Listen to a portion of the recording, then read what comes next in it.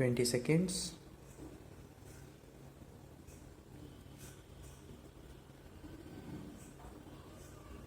Be ready 10 seconds.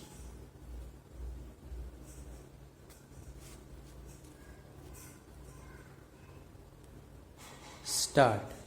The main ground of challenge in the writ petition is that without determination of the actual market value of the land, the collector has proceeded merely on the basis of circle rate prevalent for residential plots and determined the deficiency in the stamp duty. According to the learned counsel for the petitioner, the said property, area of which is said to be 134 hectares, has been purchased to increase his holding, considering the fact that the adjoining land is that of the petitioner, where cultivation, etc., is being done by the petitioner. It is also admitted that the said plot is a gadda, that is, a ditch, and therefore cannot be used for agricultural purpose in its present state. The contention of the petitioner is that the plot in question is surrounded by agricultural property in which agricultural activities are going on and no abadi is there in the vicinity. However, one boundary wall of the roadways stand is there, but that alone cannot be a determinative factor for treating the property to be residential.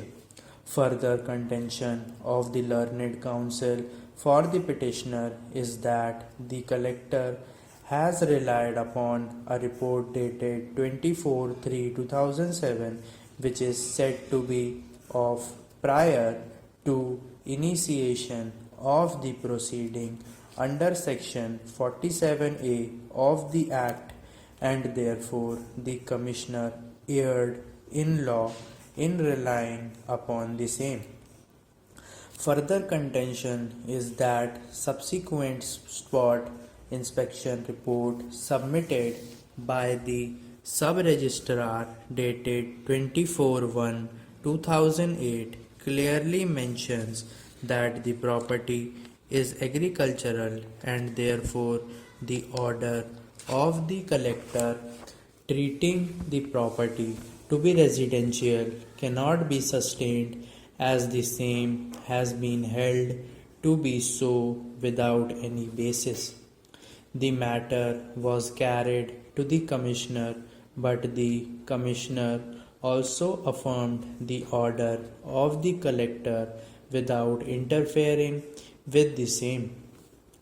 The point for consideration before this court is that the property in question, which is held by the collector to be of residential potentiality, is on the basis of a report dated 24/3/2007, but the subsequent report of the sub-registrar dated 24/1/2008 has given a finding that the property in question is agricultural.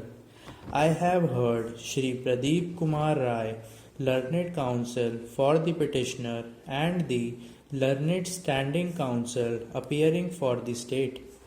In my view, the provisions of section 47A(3) of the Act clearly mandates that either suo motu or upon some report of any other authority proceeding can be initiated, and the collector, after issuing notice to the petitioner, can proceed to determine the market value of the property in question for determination of deficiency in the livable stamp duty.